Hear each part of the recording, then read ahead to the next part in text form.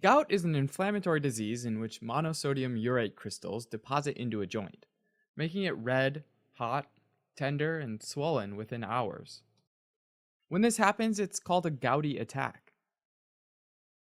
The underlying cause of gout is hyperuricemia, too much uric acid in the blood, which results in the formation of sharp, needle like crystals in areas with slow blood flow, like the joints and the kidney tubules.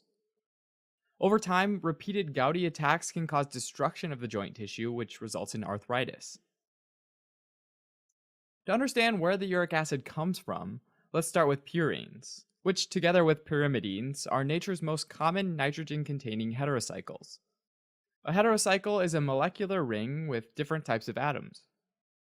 Purines, as well as pyrimidines, are key components of nucleic acids, like DNA and RNA.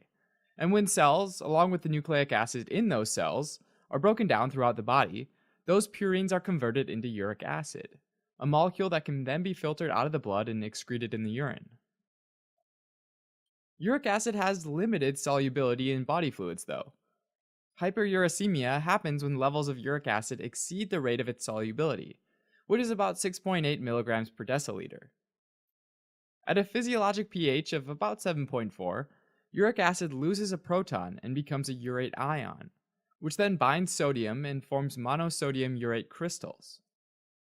These crystals can form as a result of increased consumption of purines, like from consuming purine-rich food like shellfish, anchovies, red meat, or organ meat. Also, though, they can result from increased production of purines. For example, high fructose corn syrup containing beverages could contribute to the formation of uric acid by increasing purine synthesis.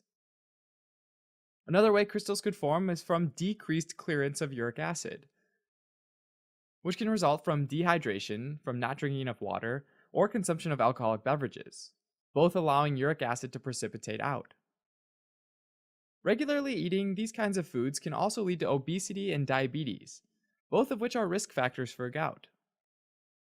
Hyperuricemia can also develop as a result of chemotherapy or radiation treatment, since cells die at a faster than normal rate. Also, some individuals have a genetic predisposition to overproduction of uric acid, while others with chronic kidney disease may be unable to excrete the uric acid. Finally, there are some medications like thiazide diuretics and aspirin, which can also increase the levels of uric acid and therefore the risk of gout. Now, gout most often affects the first metatarsal joint of the foot, or the base of the big toe, and when it does, this condition is called podagra. Classically, in podagra, a person will wake up from sleep feeling like their big toe is on fire. Even the weight of the sheets can be painful. The pain is most severe in the hours immediately following the attack, and then generally lessens with time. But that discomfort and swelling can last for days or even weeks. Gout can also affect other joints as well, like those in the ankles, the knees, the wrists, and the elbows. This inflammation and local pains ultimately caused by white blood cells, or leukocytes, which migrate to the site to help eliminate uric acid and release pro-inflammatory chemicals, including cytokines.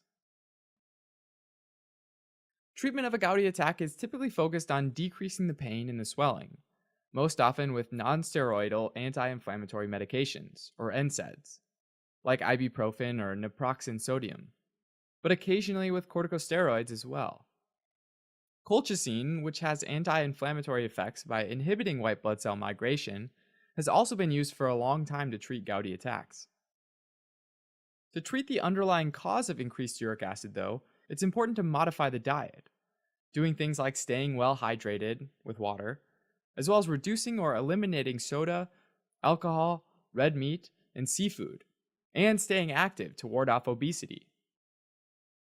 There are also medications that help to decrease uric acid levels, which include xanthine oxidase inhibitors like allopurinol.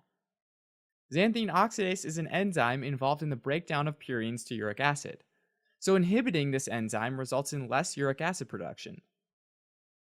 Uricosuric medications, like probenecid, increase excretion of uric acid by the kidneys. Over time, repeated gouty attacks can develop into chronic gout, which is a type of arthritis with joint tissue destruction and permanent joint deformity. Chronic gout can eventually lead to permanent deposits of urate crystals, called tophi, which form along the bones just beneath the skin. Individuals with chronic gout are also at an increased risk for developing kidney stones made of uric acid, as well as urate nephropathy, which is when urate crystals deposit in the interstitium of the kidney. Okay, as a quick recap, gout is a type of inflammatory disease that typically affects the first metatarsal joint, which is the base of the big toe, where uric acid precipitates to form monosodium urate crystals, which deposit in the joint and lead to inflammation and pain.